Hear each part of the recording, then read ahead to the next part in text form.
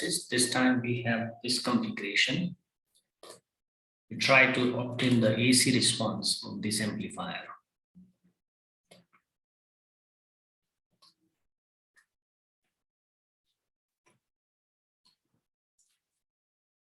So we have input VI, we have a capacitor in the input, we have feedback resistor.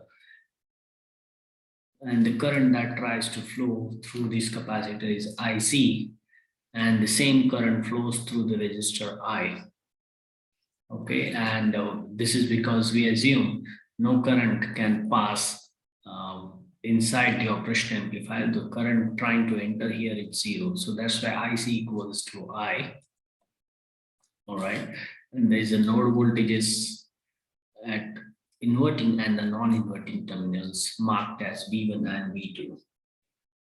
What we see that V2 is equal to V1 is equal to 0 due to this is virtual short concept that we've seen before.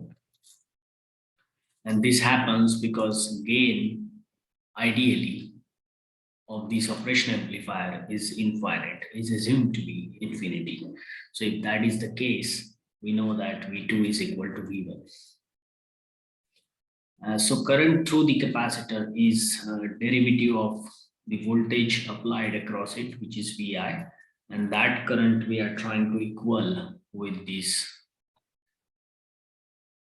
current flowing in the feedback path, that is the I, which is the ratio of negative of the output voltage divided by the resistor. All right, so once we have that, we see that VO would be simply minus RC derivative of the input voltage VI. So we have this equation here, and we see that in the S domain, what we write, we take the ratio of the two voltages, that is VO over VI in the S domain. We take the VI here, and all we have here is minus RCS. So S here is the differentiation, okay? Integration is 1 over S, we know that. Okay. So once we have this equation, now we put S equal to J times omega, and we see that how the equation further simplifies. So VO of J omega divided by VI of J omega, that is, so S now is J omega, so it becomes minus J omega R times C. So that's how we see that. So we see that in the output expression, we have this imaginary component and the real part is 0.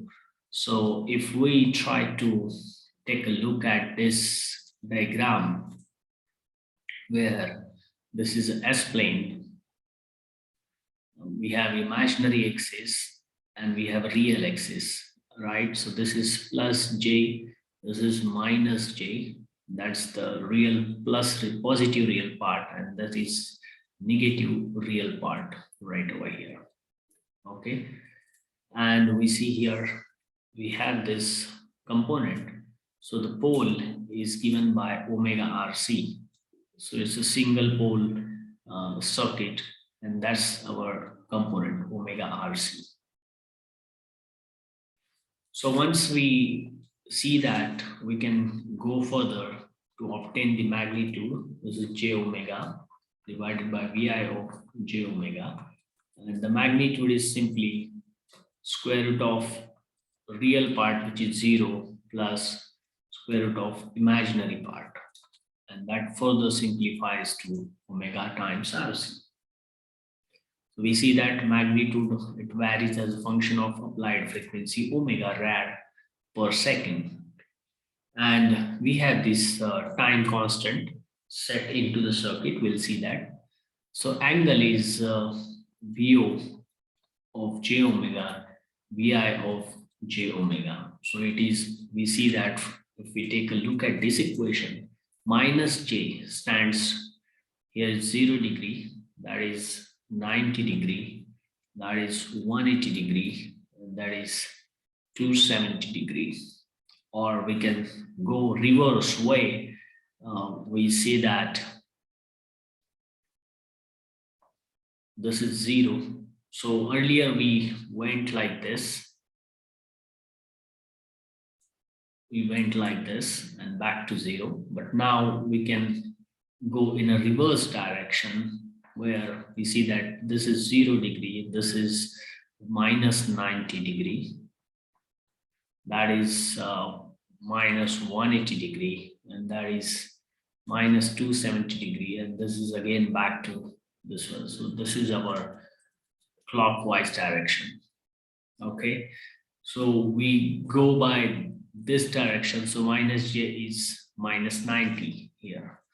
We see that the phase is always minus 90 for all the frequency. Another way to solve this is we get the value of phase by solving this equation V of j omega, Vi of j omega, which is real part is 0 here, so it would be tan inverse of minus omega RC, okay, divided by 0. So it is minus 90 degree. So minus tan inverse infinite is minus 90 degree. So that's how we get these expressions. So once we know that, we can try to plot the response at all frequencies. So we start with at omega is equal to 0. That is the first frequency. We have this magnitude Vi of j omega, which is omega times RC, which is then 0 because omega is 0 here.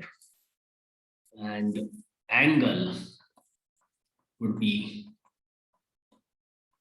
we don't need to really see that what angle is like because it is minus 90 degree for all frequency. We have derived that before. This is the value here. And at omega is equal to omega c, okay, and omega c is 1 over RC. So that's the pole in this configuration we have. So what is the value of magnitude? We can obtain that. So it would be omega c times RC, which is 1 over RC times RC, which is equal to 1. And the angle is again, the phi or phi is minus 90 degree, same as before. Finally, at omega is equal to infinity, we see that the magnitude will take this form.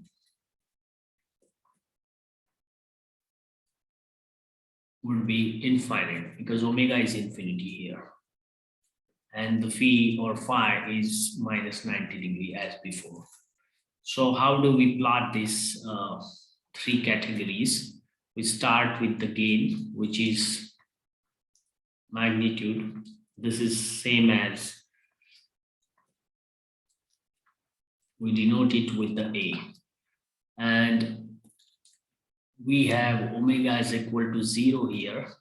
Somewhere here we have omega c, that is the frequency, and that is omega that is approaching infinity. Okay, and for 0 we have the value 0. At omega 1, at omega c, the magnitude takes the form which is equal to 1, and at omega is equal to infinity, the magnitude is approaching infinity. What about the phi or phase? We see that for all the frequencies, it has a value, constant value of minus 90 degree. So certainly we try to obtain, this is the configuration of high pass filter, RC high pass filter. But we certainly see that the gain is always trying to increase and it is approaching infinite. We don't want such a high gain because this is certainly not the behavior of high pass filter.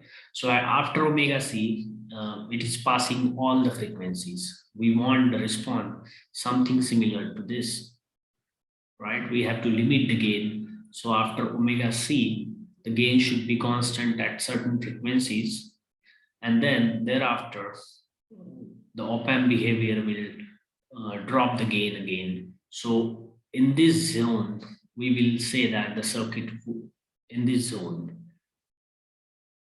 from 0 up to certain frequency, we see that the circuit will behave as a high pass filter. So how do we simulate this behavior? We try to take a look at this. We try to use the LT spice, or any of the spice can be used for this matter. And what we see here is we have built up this circuit to simulate. We have a AC voltage source applied to the negative terminal. This is operational amplifier.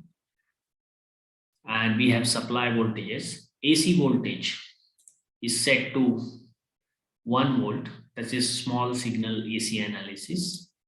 We have a capacitor with 0.01 microfarad, and in the feedback we have a resistor. So this is the same circuit that we have for the theoretical analysis we've seen before. And now in the output, this is a typical load, which is a parallel combination of resistor and a capacitor. So assuming that we are connecting the output of this circuit to the oscilloscope.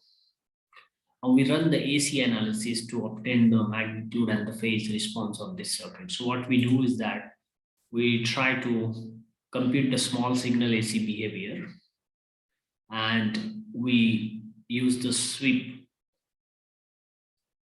with a configuration of decade. Number of points is 1000, start frequency is 0.1 hertz, the stop frequency is about 100 kilohertz. And before that, we need to know what is the pole of this frequency, or at what frequency the gain becomes 1. So we come back here.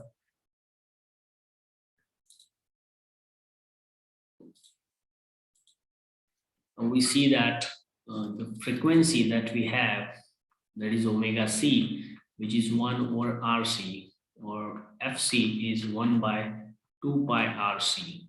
So we can solve this. 2 pi, R is about, let's say, 10K. Let's solve it here.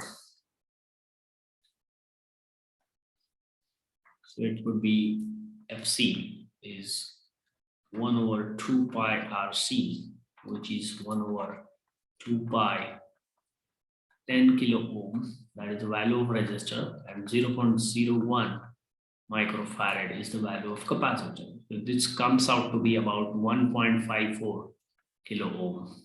Okay, so that's the pole, this is the value of omega c right here. So in this circuit, what we see, we try to now simulate the AC response, and we try to compute the voltage at the output node. And this is our output we see here.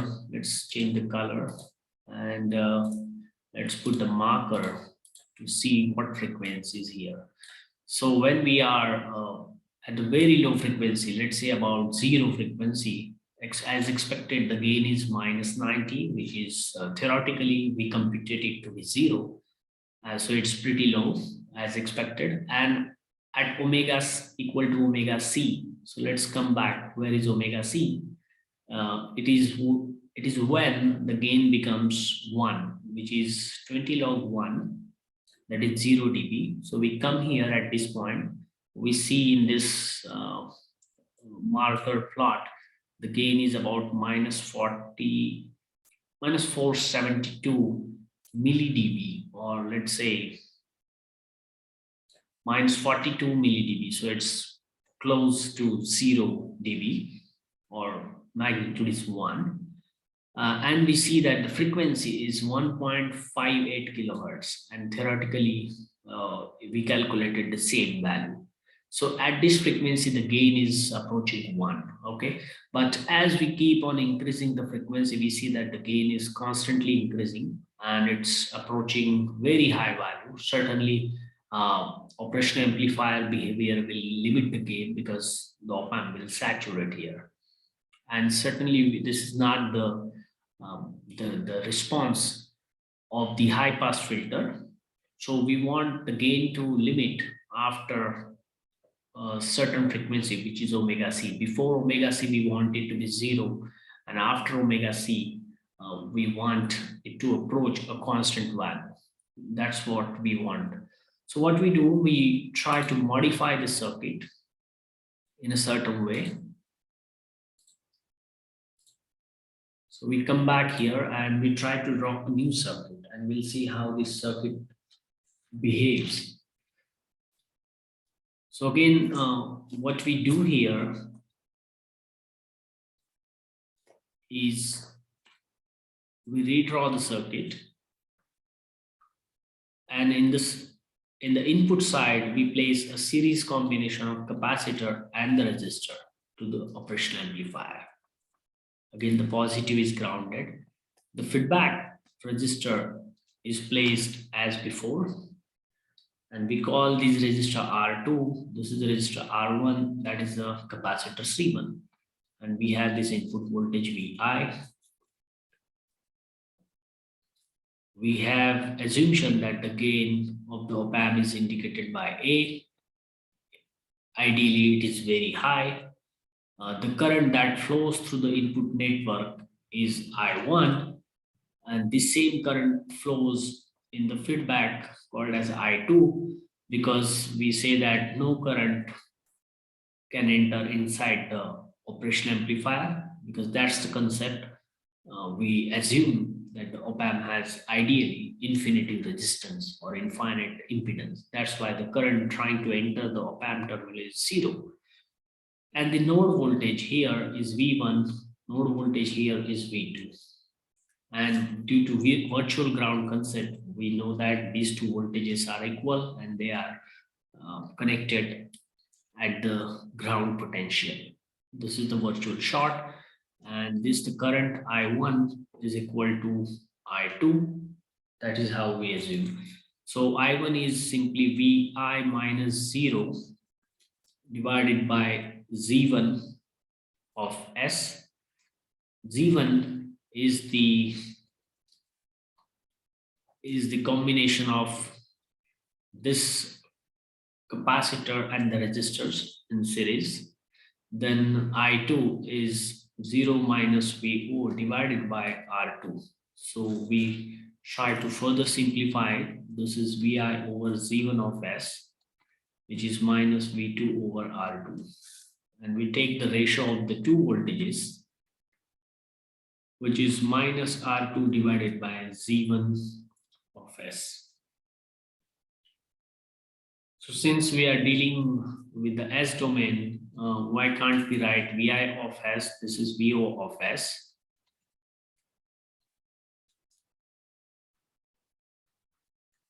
Okay.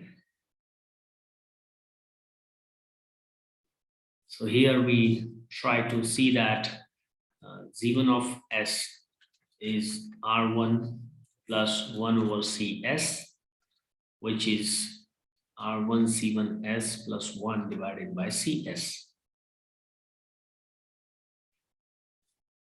C1 of S.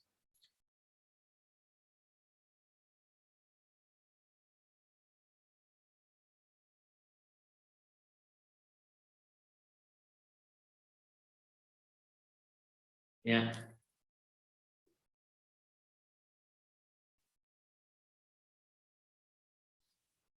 So once we know that, we can just plug in the value of Zi of S, which is minus R2 divided by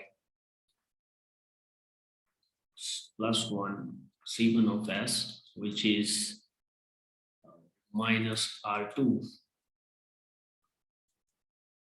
C1 of S divided by 1 plus R1 C1 of S. Right? I will now put S equal to G omega in this equation. So the equation takes the form VI of J omega.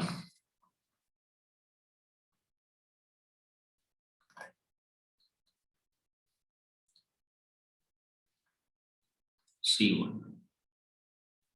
So we see in the numerator, what we have is the real part is 0. Okay, and in the denominator, we have this term. So in the denominator, we have a pole. In the numerator, we have a 0.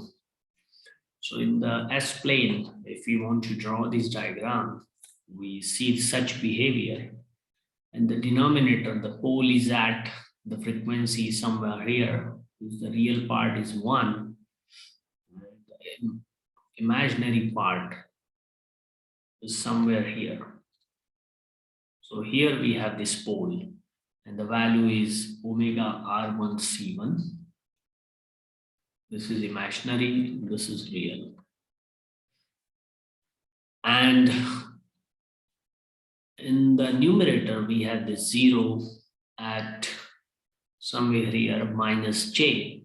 So value is R2 C1. So that's how the behavior of this circuit looks like. So what about we try to obtain the magnitude? So let's try to see the magnitude response, which would be square root of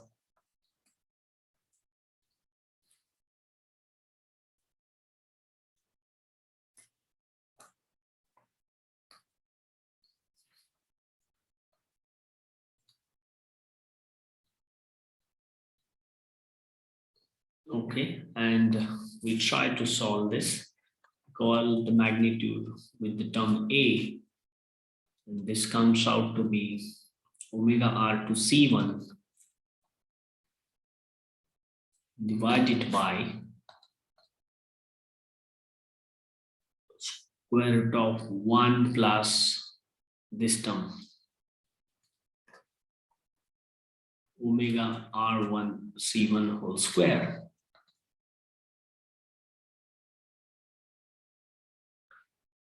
Yeah, that's how we have this expression right over here. And what about the angle? So angle is, we can try to, angle of this would be VO J omega, VI of J omega, which would be, we'll see that. So this is the expression. So we have this angle, we see that, which is the phase of the numerator minus phase of the denominator. So phase of the numerator is minus J is minus 90. This is minus 90 degree minus phase of the denominator, which is minus tan inverse of omega C1. That is the imaginary part divided by the real part. So that's how we have this expression.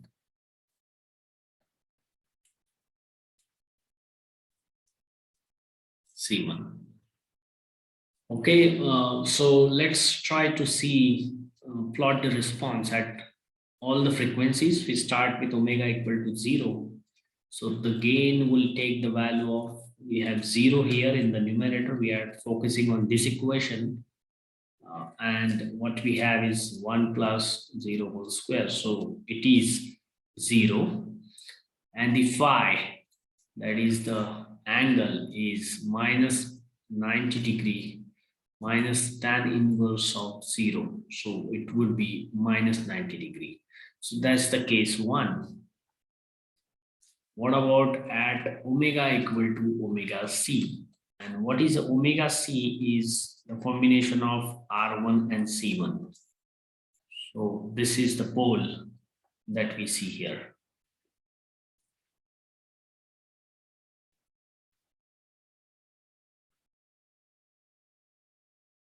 Okay.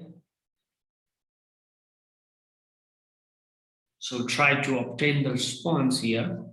So what we see is the magnitude will take this form. We put the value of omega, which is R1 C1 times R2 C1 divided by square root of 1 plus 1 by R1 C1 whole square. We see that C1 cancels out, which is R2 over R1, divided by 1 plus these two terms also get cancelled. So this is R2 by R1 square root of 2. This is 0.707 R2 divided by R1. So the gain at DC is 0 and the gain at pole frequency has a finite value, which is set by the ratio of the two resistors, and it is down by a factor of 0.707. What about the angle at these frequencies? The phi would be minus tan 90 minus tan inverse of 1 by R1 C1 times R1 C1. So it would be minus 90 degree minus tan inverse of 1, which comes out to be minus 90 minus 35 minus 45 actually. Minus tan inverse 1 is 45. So it is minus 135 degree. So this is these are the values of the phases. This is the case 1. This is the case 2. This is the case 2. And finally, at omega is equal to infinity, we see, or omega is, let's say, very, very greater than omega c. What we have here is the gain.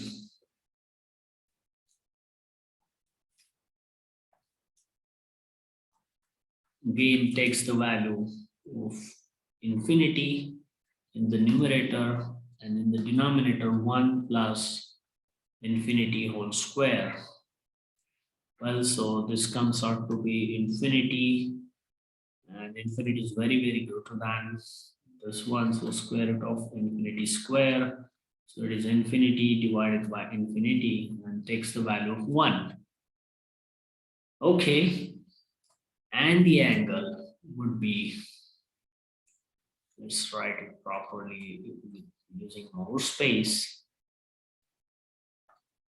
So the phase would be 90 degrees. It's minus 90 degree minus tan inverse of infinity. So it is minus tan inverse infinity is 90 degree. So that is minus 180 degree. So that's the third value of phase. That is the case 3. Okay, try to plot the response here. We start with this frequency omega is equal to 0 here. Somewhere here is omega is equal to omega c. And this is, let's say, very, very greater than omega c, or let's say omega is approaching infinite, but magnitude is 1. So at omega is equal to 0, right here, the gain is 0 and the phase is minus 90. So let's plot that out. So gain is 0. What about the phase?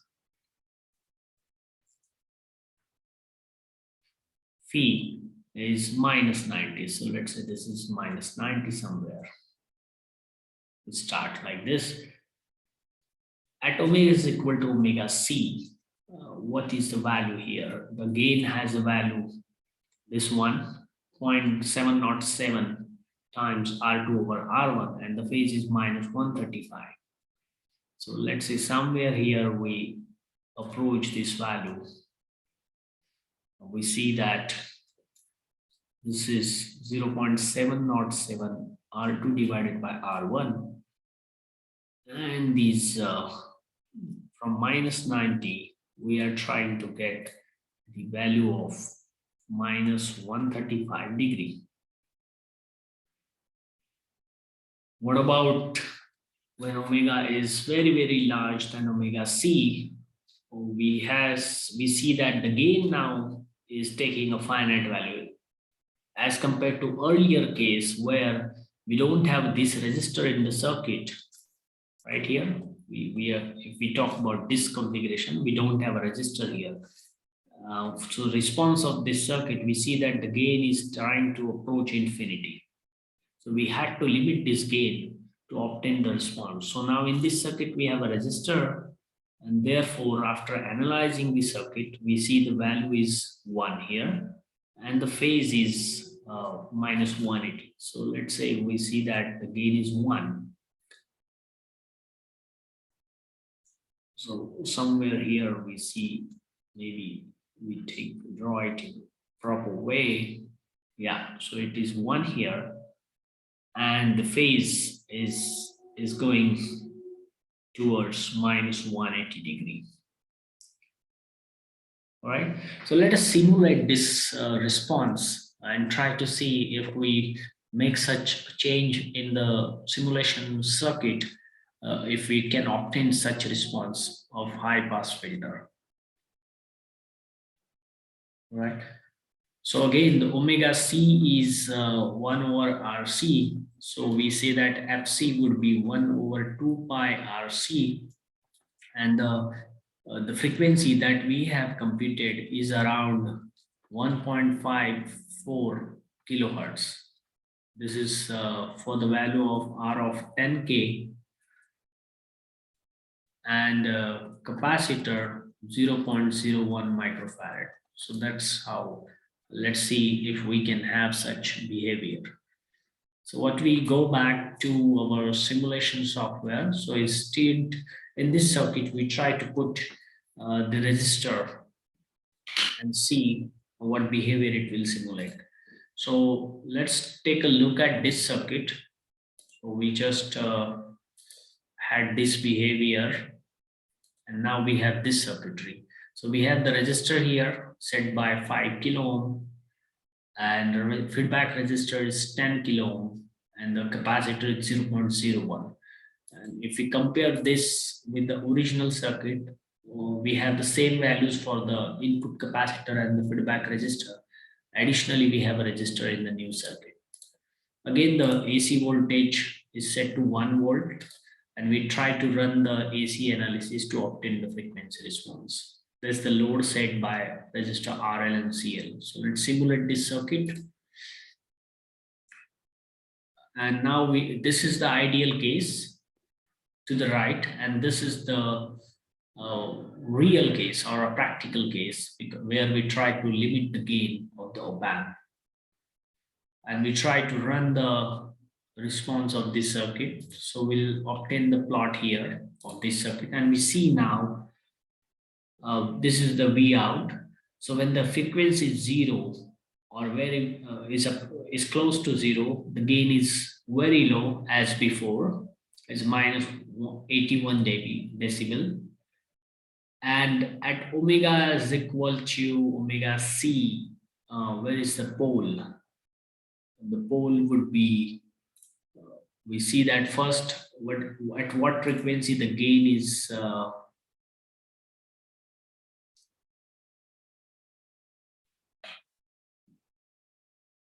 we see what frequency the gain is trying to obtain the value of 0 dB, right? So let's put the marker here.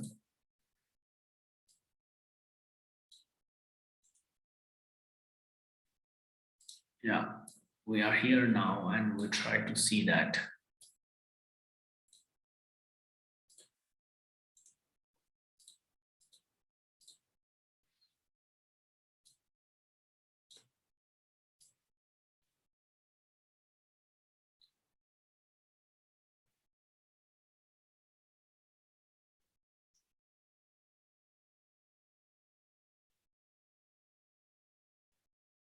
Yeah. Actually, the gain would be set by R2 over R1. So it would be 2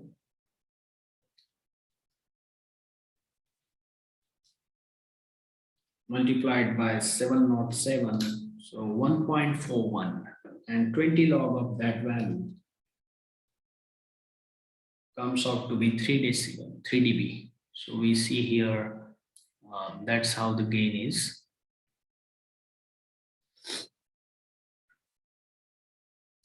So we are getting the value of 6 dB here. That's the gain.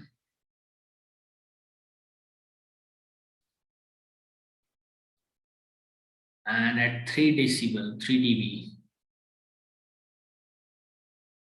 So that's the frequency. Actually, we see here the problem would be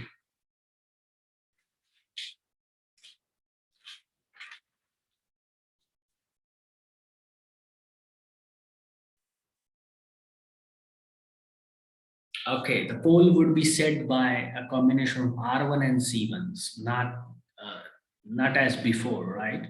So we have to see what frequency the pole is. Okay, R1 and C1. So we have to have the correction here. R1 value of R1 is 5K actually, and the capacitor is here. Okay, so we'll go back here at C at omega is equal to 0, gain is 0, and at the pole frequency, the gain has this value, and then it takes the value of 1 actually.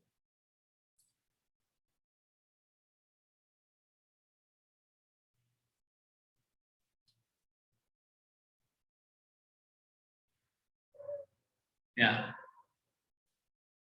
So let's see what value it's taking out here. So, so with the combination of R1 and C1, the pole frequency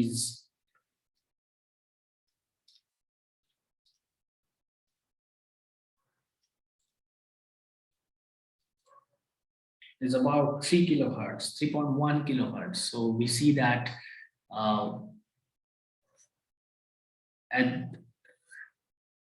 at infinity, or when the pole when these frequencies very high, what we have here, the gain is about 6 dB, and minus 3 dB from this point would be 3.19 kilohertz, what we see here. So that's our pole frequency. And after that, if we put the value of resistors and capacitors and try to calculate the gain theoretically in these equations,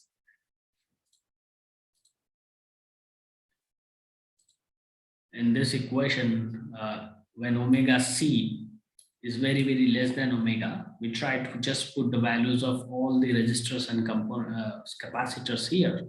We'll see that the gain is actually uh, taking the value of what we see in the simulation part.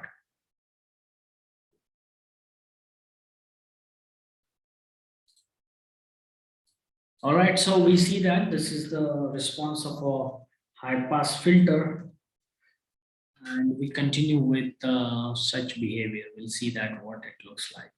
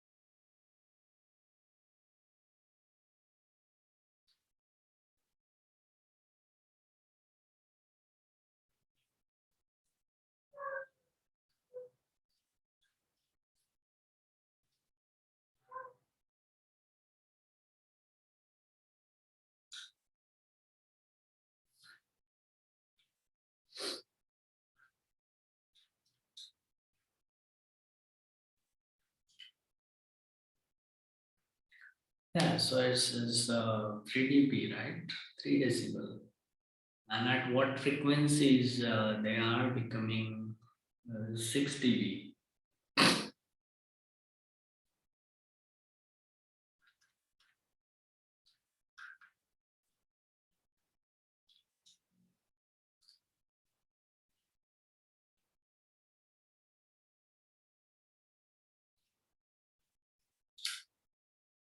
20 log 2. At very high frequencies, it's about 6 dB.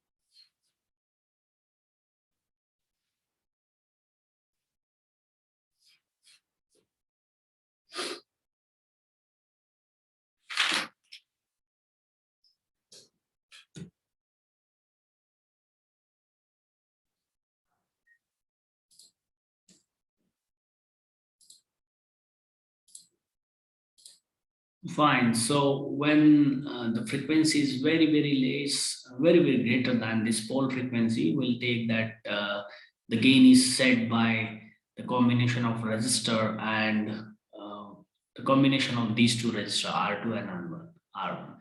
What about the phase? When the frequency is about zero, the phase is minus 90, as we see here from this plot. And at the pole frequency, which is about 3 dB, less than the DC gain. Uh, right at this point, we see that this is about minus 135. So this is same as what we compute. And as the gain saturates, the frequency it takes the form of minus 180 degree. The phase takes the form of minus 180 degree right over here. So phase varies from minus 90 to minus 180. Well, let's check that with our theoretical plot. So right over here, we see that the phase varies from minus 90 to minus 180. So that's